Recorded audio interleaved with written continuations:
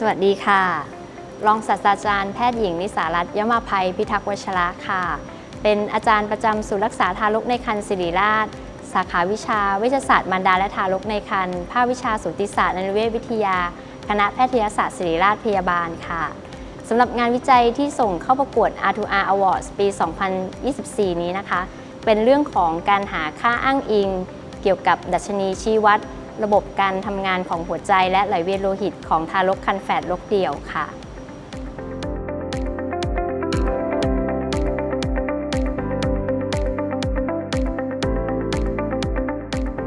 สำหรับในปีนี้นะคะสาเหตุที่ส่งงานวิจัยชิ้นนี้เข้าประกวด R2R Awards ปี 2024 เนี่ยเนื่องจากว่าคิดว่างานวิจัยดังกล่าวเนี่ยเข้าตามคอนเซปต์ของ R2R ค่ะเนื่องจากว่าเราพัฒนางานวิจัยมาจากงานประจำที่เราทำกันอยู่ค่ะแล้วเราก็นำผลของงานวิจัยนี้กลับมาใช้จริงในทางเวชปฏิบัติแล้วก็มีการพัฒนางานพัฒนาคนให้ได้มีการพัฒนาจากงานวิจัยที่ทำมาค่ะ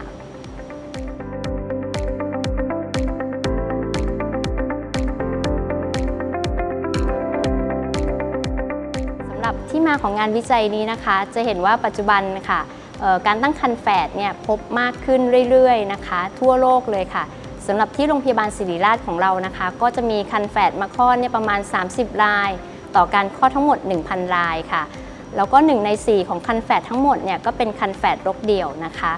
สำหรับความหมายของครรภ์แฝดรกเดี่ยวคืออะไรครรภ์แฝดรกเดี่ยวก็คือเด็ก2คนนะคะจะใช้รกอันเดียวกันการที่เด็ก2คนใช้รกอันเดียวกันเด็ก2คนก็จะมีเลือดถ่ายเทถึงกันตลอดเวลาผ่านทางรกค่ะอันนี้ก็เลยเป็นสาเหตุที่ทำให้ทารกครรภ์แฝดรกเดี่ยวเนี่ยมีโอกาสเกิดภาวะแทรกซ้อนมากกว่าทารกในครรภ์อื่นๆทั่วๆไปค่ะทีนี้จากที่เราได้ทบทวนวรรณกรรมมาเนี่ยก็พบว่ามีการศึกษาถึงค่าอ้างอิงของดัชนีชี้วัดการทำงานของหัวใจแล้วก็การทำงานของระบบไหลเวียนโลหิตของเด็กทารกครรภ์แฝดรกเดี่ยวนะคะแต่ว่า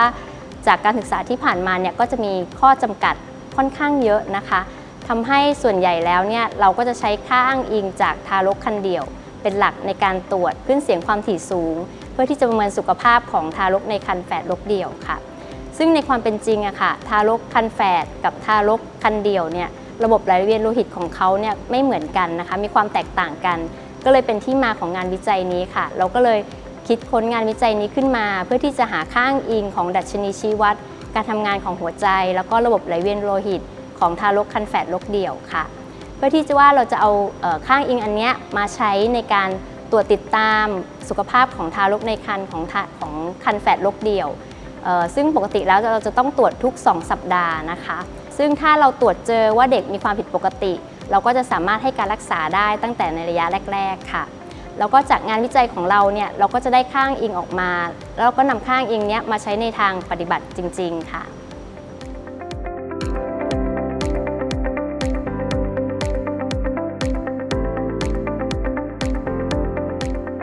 ทุกครั้งที่เราตรวจคลื่นเสียงความถี่สูงนะคะในการประเมินสุขภาพทารกในครรภ์แฝดรกเดี่ยวเราก็จะนำค่าอ้างอิงที่เราได้เนี่ยค่ะมาประเมินดูว่าเด็กคนนั้นเนี่ยมีความผิดปกติอะไรไหมค่ะซึ่งถ้าเราตรวจเจอตั้งแต่ในระยะแรกเราจะสามารถให้การรักษาเด็กได้ตั้งแต่ในระยะแรกก็จะทำให้ผลลัพธ์ของการตั้งครรภ์ดีค่ะ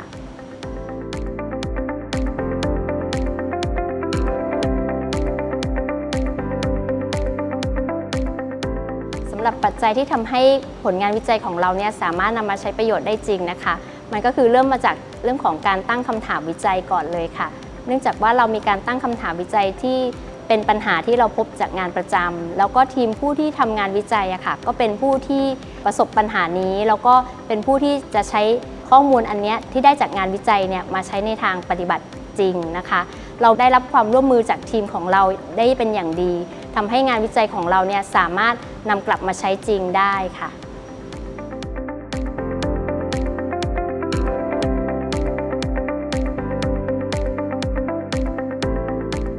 สำหรับการต่อยอดงานวิจัยของเราที่ได้มานะคะเราก็มีการวางแผนที่จะทำงานวิจัยต่อเนื่องนะคะโดยเราจะนำค่าอ้างอิงที่เราได้จากงานวิจัยนี้ค่ะมาใช้ในการตรวจติดตามทารกครรภ์แฝดรกเดี่ยวที่มีภาวะแทรกซ้อนที่เกิดขึ้นรวมถึงใช้ในการตรวจติดตามทารกที่ได้รับการรักษาทารกในครรภ์ด้วยค่ะแล้วก็ในอนาคตเรามีการวางแผนที่จะนำข้อมูลนี้ มาใส่เป็นแอปพลิเคชันหรือว่าใส่ไว้ในเว็บไซต์เพื่อที่จะทำให้คนทั่วไปสามารถใช้ข้อมูลนี้ได้อย่างแพร่หลายค่ะ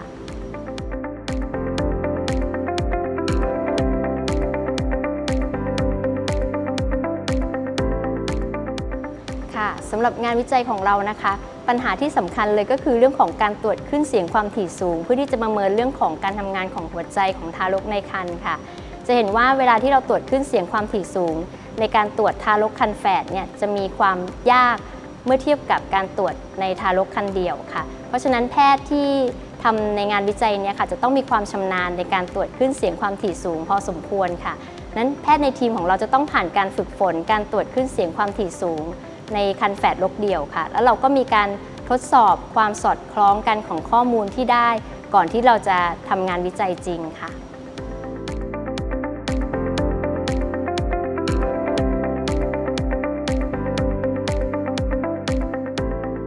จากข้อมูลที่เราได้อะค่ะเราก็ได้ข้อมูลที่เป็นค่าอ้างอิงของดัชนีชี้วัดการทำงานของหัวใจแล้วก็หลอดเลือดของทารกในครรภ์แฝดรกเดี่ยวค่ะในทางปฏิบัติเราก็นำค่านี้มาใช้ในการแปลผลการตรวจคลื่นเสียงความถี่สูงค่ะ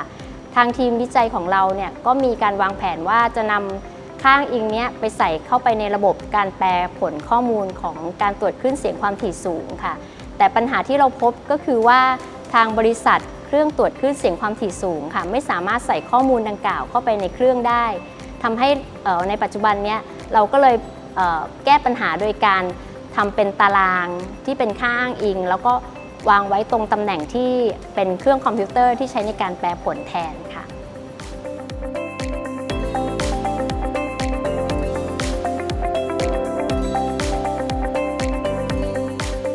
สำหรับปัจจัยที่ทำให้งานของเราเนี่ยสำเร็จรุ่งเรืองไปด้วยดีนะคะก็คือเรื่องของการทำงานเป็นทีมค่ะ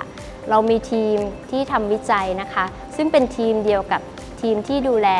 ทารกครรภ์แฝดนะคะทีมของเราจะมีทั้งแพทย์พยาบาลผู้ช่วยพยาบาลรวมถึงเจ้าหน้าที่วิจัยนะคะที่ช่วยกันทำงานวิจัยนี้ให้ออกมาประสบความสำเร็จค่ะ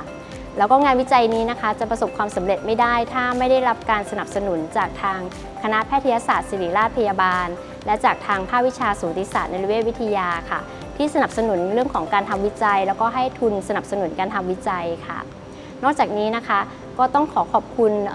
เจ้าหน้าที่ทุกท่านนะคะในหน่วยเวชศาสตร์มารดาและทารกในครรภ์ค่ะที่ช่วยทำให้งานวิจัยนี้สำเร็จรุ่งเรืองออกมาได้ด้วยดีค่ะรวมถึงผู้เข้าร่วมวิจัยทุกท่านนะคะแล้วก็ทารกในครรภ์แฝดรกเดี่ยวทุกคนค่ะ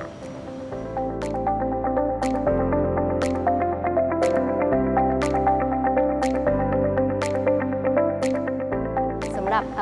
นักวิจัยรุ่นใหม่ทุกท่านนะคะสิ่งที่อยากจะฝากไว้ก็คือเรื่องของปัจจัยที่มีส่วนที่จะทำให้งานวิจัยเนี่ยสำเร็จรุ่งเรืองไปด้วยดีเนี่ยมีตั้งแต่เรื่องของการตั้งคำถามวิจัยค่ะถ้าเราตั้งคำถามวิจัยที่ดีมีการวางแผนงานวิจัยที่ดีร่วมกับการทำงานเป็นทีมนะคะก็จะทำให้งานวิจัยของเราเนี่ยประสบความสำเร็จได้ค่ะงานวิจัยของเรานะคะจะมีคุณค่าแล้วก็มีประโยชน์สูงสุดเนี่ยถ้าเราสามารถนำผลงานวิจัยที่ได้ออกมานะคะกลับมาใช้ได้จริงตามวัตถุประสงค์ที่เราตั้งไว้ตั้งแต่แรกค่ะ